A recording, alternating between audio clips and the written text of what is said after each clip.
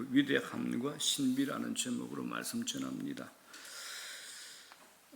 저희 집사람이 늘 하는 얘기가 있어요. 당신 제발 옛날에 했던 거 목회하고 교회 개척하고 공부하고 직장 다니는 거 그 얘기 좀 그만해야 하는데 올해 20주년이다 보니까 안 할 수가 없어요. 아주 제가 압축했습니다. 용서하십시오. 지금부터 20년 전에 이곳에서 세 가정이 함께 교회를 개척했습니다. 그때 이제 목회를 감당해야 하는 제가 목회 철학이 뭔지 교회론이 얼마나 중요한지도 몰랐습니다. 거기다가 이제 학교나 직장이나 또 교회 세 곳을 동시에 감당해야 하는 버거움을 교회에도 직장에도 학교에도 또 집에도 표시내지 못하는 세월을 한 15년을 보낸 것 같습니다. 그 15년 속에 처음 함께 개척한 가정이 사업 실패로 파산을 해가지고 해외로 도피를 했습니다. 그런데 그분의 이름으로 이 교회가 되어 있기 때문에 이 교회 건물이 이제 국세청과 신용보증기금에 압류를 당했습니다. 이제 그 일로 저는 직장 학업 목회에다가 국세청, 신용보증기금 그리고 후에 이제 강서구청까지 이제 그들과 법적 싸움하느라고 5년가량 시간을 보냈습니다. 하나님의 전폭적인 은혜로 이 교회 건물은 유지하게 되었지만 지루한 법정 싸움 때문에 교인들을 돌보지 못했습니다. 그래서 이제 저희 가족, 그때 혜린이가 이제 초등학교, 민호는 이제 엄마 품에 있었죠. 그리고 이제 교인들 한 두세 분 이렇게 함께 예배를 드리게 됐습니다. 그런 시간을 한 5, 6년 보낸 것 같습니다. 그리고 6년 전쯤에 이제 직장을 완전히 사임하고 목회에 전념하게 됐는데 그때가 이미 50대 중반이 되어버렸습니다. 정신이 번쩍 들었죠. 그때 제가 붙잡은 게 뭐냐? 한 영혼이었습니다. 하나님, 제가 목회 어떻게 하면 되겠습니까? 그때 제게 주신 마음이 한 영혼이었습니다. 당시 한국 교회에서는 이제는 진짜 전도 안 된다 이런 진단이 있었습니다. 그런데 저의 고민이 뭐냐? 안 되면 진짜 안 되는 것인가? 그럼 전도를 포기해야 되는가? 이제 이거였습니다. 그 시기에 이제 알파라는 전도 프로그램이 저희 교회에 이제 도입이 됐습니다. 저는 알파 이 프로그램에 경험도 없고 지식도 없었습니다. 제가 신뢰하는 목사님 한 교회에서 한 영혼을 살리기 위한 좋은 영적 프로그램이라는 내용을 확인했고 또 이미 여러 차례 경험이 있는 집사님의 얘기를 듣고 제가 이제 밀어붙였습니다. 저희 교회에 적용을 한 겁니다. 그 결과로 이제 저기 앉아있는 우리 김혜정 집사님, 또 2부 예배 때 보게 될 우리 유봉균, 김수진 집사님, 또 우리 박판종, 우리 이영희 간사님, 이제 이분들이 이 자리에 함께 예배 드리고 있습니다. 그리고 또 많은 분들이 이제 우리 알파를 통해서 이 교회에 함께 가족이 되었습니다. 이때 이제 새 신자들이 좀 들어오고 이제 교회가 뭔가 좀 할 수 있겠다라고 했는데 뭐가 묶여버렸습니까? 코로나로 인해서 또 저희들이 묶여버렸습니다. 그런데 여러분, 제가 묵묵히 회상해 보니까 저희 교회는 이 시기에도 코로나 시기에도 하나님의 크신 은혜와 우리 장로님을 중심으로 여러분들의 헌신으로 또 선교사, 연약한 교회들 그리고 어려운 가정들을 더 많이 섬길 수 있었습니다. 자, 그런데 이제 코로나가 끝나갑니다. 코로나가 끝나가는 지금은 또 다른 세상을 저희들이 맞이해야 됩니다. 그 한가운데 우리가 서 있습니다. 세상은 완전히 바뀌었습니다. 여러분, 안 바뀐 게 없습니다. 생활 패턴, 가치관, 일상, 우리 성도들의 신앙 형태도 다 바뀌었습니다. 밑에 있는 것들이 위로 올라오고 위에 있는 것들이 아래로 내려오는 등 모든 것이 다 뒤집어져 버렸습니다. 대부분 사람들은 변화를 감지를 못합니다. 왜냐하면 너무 빠르게 변화하기 때문입니다. 자전거를 타면 속도를 느끼지만 비행기를 타면 속도를 못 느끼는 것하고 똑같습니다. 속도가 너무 빠르면 못 느낍니다. 지금 이 시대가 그렇습니다. 지난 주일에 예배 끝난 후에 제 방에서 셀 리더 모임을 가졌습니다. 그 자리에서 교회가 세상의 흐름을 읽을 수 있도록 정보를 제공하는 목회 데이터 연구소에서 발간한 한국교회 트렌드 참 좋은 책입니다. 일반인들도 보더라도 참 도움이 되는 책인데 이 책을 요약한 자료를 제가 리더들에게 주고 간략하게 설명하는 시간을 가졌습니다. 8가지가 되는데 제가 그중에 대표적인 3가지만 설명해봤습니다. 지금 우리에게 다가오는 교회와 세상의 모습입니다. 첫 번째, 성도들이 교회에 정착하는 것을 이제 싫어합니다. 그래서 이걸 뭐라 그러냐, 여기저기 떠돌아다니는 신자가 많다라는 겁니다. 교회의 소속감이 사라져 버리는 겁니다. 또 있습니다. 이게 이제 정보 과잉 시대다 보니까 듣고 싶은 설교만 골라서 듣는 겁니다. 불편한 설교는 귀를 닫아버리고 제외하는 겁니다. 이제 하나님 말씀이 아니라 정보가 되어버렸습니다. 이건 아주 위험합니다. 하나님 말씀은 죄성을 가진 우리들에게 불편해야 정상입니다. 자기 좋은 대로 살아가는 사사시대로 돌아가는 현상이 바로 이 현상입니다. 두 번째입니다. 그럼에도 영적 체험을 요구하는 거죠. 이제 깊은 영성을 갈망하는 것이 이 시대의 특징이 됩니다. 화려하고 찬란한 문화, 편리함은 있지만은 인간 깊숙한 곳에 숨어있는 영적 고몽함을 이제 감출 수가 없다라는 겁니다. 그래서 청년들이 특별히 교회는 잘 나오지 않지만은 그럼에도 영적 체험, 영적 갈망에 대한 배고픔이 있다라는 겁니다. 또 있습니다. 그러다 보니까 이제 어떤 공간도 지루한 공간은 싫답니다. 가슴 설레는 장소를 선호합니다. 가슴 설레는 장소. 자, 그러면 이제 청년들이 어떤 특징이 있는가? 세 번째입니다. 청년들, 이게 MZ세대라 그러는데, M이 이제 1980년부터 2000년까지, 이제 G세대가 뭐냐면 2000년부터 지금까지 세대인데, 이게 이제 한마디로 쫓아가면 도망가는 젊은 세대입니다. 어른들이 SNS 친구 신청하면 바로 탈퇴해버립니다. 그래서 우리 지난주에 유봉근 집사님이 이제 그랬답니다. 둘째 원영이한테 뭘 얘기했는데, 아빠 왜 그래? 그러면서 이제 쳐다보고 얘기하는데 아무 말도 못하고 손들었답니다. 이 MZ세대가 교회의 윤리, 투명, 사회, 영향력을 중시합니다. 저희들이 여행할 때는 편한 여행, 고급 여행을 선호하는데 MZ시대는 안 그렇습니다. 자유여행, 배낭여행, 의미가 있고 추억이 있는, 고생하더라도 그런 여행을 추구한다는 게 하나투어 여행사의 보고입니다. 그래서 스토리를 찾아서 교회 밖으로 다니는 세대가 뭐냐? MZ세대입니다. 또 이 MZ세대는 너 장로 할래? 그러면 내가 장로 왜 해요? 안 해요 라고 하는 이런 직분까지도 거절하는 세대. 신방 갈까? 신방 오지 마세요. 이런 세대가 MZ세대가 됩니다. 자, 그렇다면 이제 마지막 네 번째, 이제 60년대 신노년층 액티브 시니어라 그럽니다. 이제 신노년층이 우리가 이제 꼰대같이 뻔뻔하고 구질구질한 뒷방 늙은이를 이제 떨쳐버린다는 거죠. 그래서 자기 주도적으로 미래지향적인 활동을 하면서 황금 선교사로 헌신하고자 하는 분들이 참 많아졌습니다. 60 이상 되신 분들이 이제 내가 선교 준비하겠다, 마지막 남은 인생 내가 선교지 가서 헌신하겠다는 이런 황금 선교사로 헌신하고자 하는 분들이 참 많습니다. 그리고 이제 60 넘으신 분들이 모델하는 분들이 있죠. 시니어 모델. 저희 교회도 한 분이 있습니다. 시니어 모델로 활동하고자 하는 분들이 있습니다. 자, 이렇습니다. 오늘날 교회가 너무 복잡해졌습니다. 그래서 제가 목회하면서 목회자로서 늘 껴있는 것이 얼마나 어려운지 제가 많이 느낍니다.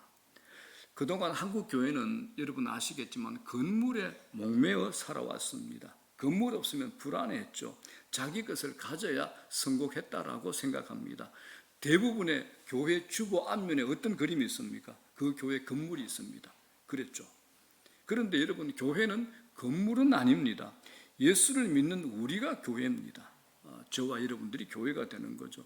이것에 대해서 여러분, 이론이 아니라 확신이 있어야 됩니다. 내가 교회다, 이 건물이 교회가 아니다라는 게 이론이 아니라 확신으로 있어야 됩니다. 고린도전서 3장 16절에 뭐라 그럽니까? 너희가 하나님의 성전인 것과 하나님의 성령이 너희 안에 계시는 것을 알지 못하느냐. 너희가 하나님의 성전이라는 거죠. 요즘은 건물 때문에 교회에 오는 사람은 드물다고 합니다. 대신에 그 교회에서 영적인 체험을 얻을 수 있거나 세상에 영향을 주는 그런 교회에 가고 싶어 한다고 합니다. 초대 교회 성령이 왕성하게 역사하던 시기에는 건물이 없었습니다. 한국 교회는 건물을 짓고 어려움을 겪는 경우가 많았습니다. 건물을 짓고 싸웁니다. 왜냐하면 건물이 목표였기 때문에 그렇습니다. 교회가 나눠질 때 우리가 교회라면 건물에 신경 안 쓰면 되는데 결국 꼭대기까지 가보면 뭡니까? 서로 건물 차지하려고 싸우다가 이제 법정 싸움까지 세상에까지 나가게 됩니다. 이게 교회론이 잘못된 거죠.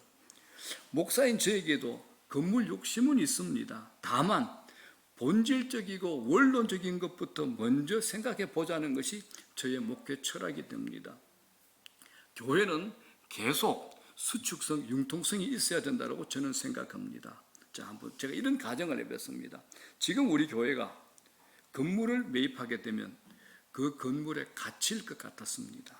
빚내고 융자받고 돈을 끌어모아 건물을 매입하게 되면 그걸 갚아야 되니까 제가 여러분들을 한 영혼으로 보지 않고 여러분들을 돈으로 볼 것 같습니다. 죄송하지만 그 마음이 제게도 있을 것 같아서 제가 참 우려가 됩니다. 이때부터 뭐가 문제냐? 목회가 안 됩니다. 순수한 목회를 하기가 어렵습니다. 사람에게 자꾸 의존하게 되고 목회 패턴이 깨져버리는 겁니다. 교회의 개념이 사람이 아니라 건물이 되는 겁니다. 그래서 저는 이렇게 생각합니다. 건물보다 건물의 내용이 필요합니다. 건물의 내용이 필요합니다. 이 내용을 무엇으로 채울 것인가가 중요합니다. 지금은 건물이라는 하드웨어가 아니라 내용이라는 소프트웨어가 필요한 시대가 됩니다. 지금은 교회가 내용을 가지고 싸우는 시대입니다. 여러분들 교회에 올라오시다 보면 2층에 철거된 넓은 공간을 보셨을 겁니다. 있죠, 그죠?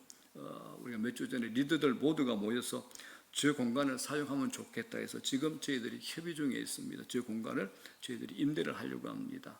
그런데 제가 생각할 때 제가 이런 결론이 있습니다. 만약 저 공간을 식당 때문에 식당 공간을 넓히는 정도로만 생각했다면 저는 그 생각 안 했을 겁니다. 임대하려고 안 했을 겁니다. 식당 공간은 불편할 뿐이지 주일 한 번입니다. 저희 고민이 뭐냐? 교회에 대한 고민이 뭐냐? 세상의 필요에 답하는 교회인가? 아니면 우리 교회의 필요에 답하는 교회인가? 이게 저희 고민이었습니다. 저는 우리 교회가 필요로 하는 그 공간이 아니라 세상 사람들이 필요로 하는 공간, 믿지 않는 분들이 언제나 쉽게 발을 들여놓을 수 있는 친근감 있고 열려있는 공간을 만들고 싶은 겁니다. 교회는 이처럼 여러분, 교회는 기본적으로 선교적이어야 됩니다. 이건 교회의 크고 작음의 문제가 아닙니다. 교회가 생기는 순간부터 선교적이어야 됩니다. 저희 교회 초창기에는 이미 말씀드린 대로 제가 직장도 다녔기 때문에 사람이 거의 없었습니다. 그때 이제 길 건너 저쪽 샤론 교회로 갔다가 주차할 곳이 없어가지고 우연히 우리 교회 종탑을 보고 이곳으로 오신 장로님 한 가족이 이제 오셔서 한두 가족 전도하시면서 저희 교회 전도와 선교에 이제 불을 붙이신 겁니다. 2층에 저 큰 공간에 제가 제 방으로 옮길 건데 제 방을 만들 때 제가 이렇게 얘기했습니다. 제 방은 최소한의 공간만 만들어 주십시오라고 부탁을 했습니다. 담임 목사이기 때문에 큰 공간 차지하는 건 최소한의 공간만 제가 책 볼 수 있고 한두 사람 얘기할 수 있는 그 공간만 만들어 달라 했습니다. 이 일은 교회가 경직되지 않도록 하기 위함입니다. 모든 이들이 다 주인이 되어서 마음껏 쓸 수 있고 들어올 수 있는 그런 공간을 만들기 위함입니다. 한국 교회를 한번 보십시오. 부흥을 이루고 찬란한 영광을 누렸던 교회들은 사라지고 신흥 교회들이 뜨고 있습니다. 그 이유가 뭘까요? 교회의 제도화 때문입니다. 제도화요. 전통을 강조하죠. 변화를 용납하지 않은 경직성이 교회를 그렇게 만들어가고 있습니다. 자, 그래서 오늘은 교회론의 핵심이 되는 에베소서 1장을 기준으로 우리 교회를 한번 비교해 보려고 합니다. 이 에베소서는 바울 신학의 클라이맥스이고 교회론에 관한 분야에는 매우 중요한 책이 바로 이 에베소서가 됩니다. 20주년을 맞이하는 우리 교회가 에베소서에 드러난 교회를 살펴보는 것은 아주 중요합니다. 자, 교회를 무엇이라 하는지 압축해서 제가 4가지 정도로 한번 정리해 보겠습니다. 첫 번째, 교회는 뭐냐? 거룩하게 선택된 것이 바로 교회라는 겁니다. 자, 4절 한번 볼게요. 시작. 곧 창세전에 그리스도 안에서 우리를 택하사 우리로 사랑 안에서 그 앞에 거룩하고 흠이 없게 하시려고. 신비하죠. 창세전에 그리스도 안에서 우리를 택하사라는 말씀은 교회된 우리의 출발, 이 교회의 근원이 창세전에 있음을 의미합니다. 교회는 어느 날 갑자기 만들어진 것이 아니라 하나님께서 영원 전부터 계획하신 겁니다. 그리고 하나님은 이 교회를 거룩하고 흠이 없고 구별된 공동체로 세우신 겁니다. 이거 누가 하셨을까요? 삼위 하나님 중에서 성부 하나님이 하신 일입니다. 자, 그러면 두 번째, 성자 하나님 하신 일이 뭔가? 두 번째, 피로 구속받은 교회입니다. 자, 7절 뭐라 그럽니까? 시작. 우리는 그리스도 안에서 그의 은혜의 풍성함을 따라 그의 피로 말미암아 속량 곧 죄사함을 받았느니라. 교회를 세우시기 위해 하나님은 대가를 지불하셨습니다. 그 대가는 예수 그리스도이십니다. 그분이 십자가에서 흘리신 피입니다. 그래서 교회는 엄청난 대가로 세워진 곳입니다. 하나님께서는 예수 그리스도의 피로 우리를 구원하시고 세우셨습니다. 여기서 교회가 얼마나 귀중한 것인가를 알 수 있습니다. 저에게 가장 큰 기쁨이 뭐냐? 예수 그리스도의 피로 인한 용서의 기쁨, 죄 사함의 기쁨입니다. 교회도 사죄의 기쁨이 넘쳐야 되는 겁니다.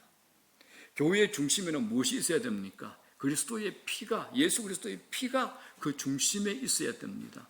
교회의 설교, 신방, 교육, 훈련, 상담, 구제에도 그리스도의 피 묻은 복음이 있어야 됩니다.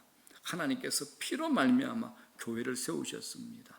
누구의 피죠? 성자 하나님이신 예수 그리스도의 피입니다. 자, 그럼 누가 남았나요? 성령 하나님. 자, 세 번째, 성령으로 인친 교회입니다. 인쳤다 하는 게 뭐냐? 실드, 도장했다, 도장으로 꽝 찍었다라는 겁니다. 보정입니다.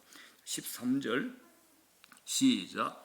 그 안에서 너희도 진리의 말씀 곧 구원의 복음을 듣고 그 안에서 또한 믿어 약속의 성령으로 인치심을 받았으니, 인친다는 것은 도장을 찍는다, 보정이죠. 성령의 보정을 말합니다. 구원 사역에 있어서 성령의 역사는 매우 중요합니다. 믿음을 주고 회개가 일어나고 변화되는 이 모든 일들을 성령께서 하십니다. 그렇기 때문에 교회 공동체 안에서 중요한 게 뭐냐? 성령의 역동성이 살아있는가, 이겁니다. 자, 그러면 여러분들, 교회 안에 성령의 일하심을 어떻게 확인할 수 있을까요? 자, 어떻게 확인할 수 있는가? 지금 우리 교회 안에 구원의 사건이 일어나고 있는가? 이것으로 확인할 수 있습니다. 여러분들이 생각할 때 우리 교회 안에 구원의 사건이 일어나고 있습니까? 믿으십니까? 한 교인이 믿음을 가지게 되는 것은 사람이 힘으로도 안 되고 능으로도 안 됩니다. 회개나 믿음을 가지는 것은 전적으로 성령의 역사이십니다. 목사가 설교를 잘해서 성도를 변화시키는 것 절대 아닙니다. 하나님께서 자신이 원하시는 때에 설교를 사용하셔서 성도를 변화시키는 겁니다. 이건 누가 하시는 겁니까? 전적으로 성령이 하시는 일입니다. 바울이 이 에베소서를 시작하면서 언급하는 것은 삼위일체 하나님과 교회입니다. 성부, 성자, 성령 하나님이 교회를 위해서 어떻게 일하셨는가를 우리에게 가르치고 있는 겁니다. 자, 다시 한번 합니다. 4절 뭐라 그럽니까? 시작. 곧 창세전에 그리스도 안에서 우리를 택하사, 누가 하신 겁니까? 성부 하나님의 창세전에 택정하신 입니다. 7절 시작. 우리는 그리스도 안에서 그의 은혜의 풍성함을 따라 그의 피로 말미암아 속량 곧 죄사함을 받았느니라. 성자 하나님이신 예수 그리스도의 피 흘리심으로 우리 모든 죄를 사함을 받습니다. 자, 13절 시작. 그 안에서 또한 믿어 약속의 성령으로 인치심을 받았으니, 이 위대한 구속을 위하여 성령이 보정하는 인치시는 사건이 일어난 겁니다. 성부, 성자, 성령 하나님이 교회를 위해서 이렇게 일하셨습니다. 여러분, 이걸 개념으로 알고 있으면 곤란합니다. 이 개념화된 언어들이 우리 삶 속에서 풀어져야 됩니다. 내 생활 한가운데서 풀어져야 됩니다. 그러면 우리에겐 엄청난 일들이 일어날 겁니다. 이것처럼 교회는 그 잠재력이 어마어마합니다. 교회는 어떤 회사를 세우듯 어쩌다 만들어졌다가 어느새 사라지는 값싼 존재가 아닙니다. 하나님의 교회는 하나님의 신비스러운 계획 안에서 세워졌고 우리는 지금 그 안에 들어와 있는 겁니다. 그리고 하나님의 아들이 십자가에서 피 흘린 엄청난 대가를 지불하고 세워진 존재고 성령의 보정, 인치심이 있는 곳입니다. 이 사실이 우리 안에서 경험되어져야 됩니다. 이 사실에 눈을 뜨게 된 바울이 고백하는 게 있습니다. 6절 뭐라 그럽니까? 시작. 우리에게 거저 주시는 바 그의 은혜의 영광을 찬송하게 하려는 것이라. 12절. 그리스도 안에서 전부터 바라던 그의 영광의 찬송이 되게 하려 합니다. 14절. 그 우리 기업의 보증이 되사 그의 영광을 찬송하게 하려 하십니다. 자, 바울이 무엇을 고백하고 있습니까? 6절의 찬송이 뭡니까? 성부를 향한 찬송입니다. 12절의 찬송은요, 성자 하나님을 향한 찬송입니다. 14절은요, 성령 하나님을 찬송입니다. 성부와 성자와 성령에 관한 찬송을 하고 있는 겁니다. 여러분, 이 찬송이 뭡니까? 예배입니다. 예배입니다. 구원의 역사 뒤에는 반드시 예배가 연결됩니다. 구원받은 공동체의 표현은 마지막에 예배로 나타나는 겁니다. 예배가 뭡니까? 하나님의 하나님 되심을 아는 겁니다. 하나님의 존재, 하나님의 속성, 하나님의 일하심에 대해서 아는 겁니다. 그래서 하나님의 존재에 대한 이해가 높아질수록 예배는 더 깊어집니다. 하나님을 모르면 예배자가 될 수가 없습니다. 목회자가 성경을 공부하고 여러분들에게 하나님의 말씀을 전하는 가장 큰 이유 중에 하나는 하나님이 누구신지를 알게 하려는 겁니다. 구원과 감격과 기쁨으로 드려지는 살아있는 예배는 성부, 성자, 성령 하나님이 누구신지를 분명히 아는 사람들에게 주어집니다. 이런 면에서 제자훈련과 예배는 굉장히 깊은 연관이 있습니다.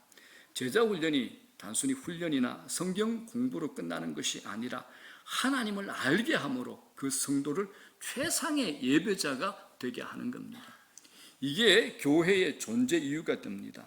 하나님이 우리를 창조하시고 구원하시고 변화시킨 목적이 뭐냐? 바로 예배입니다.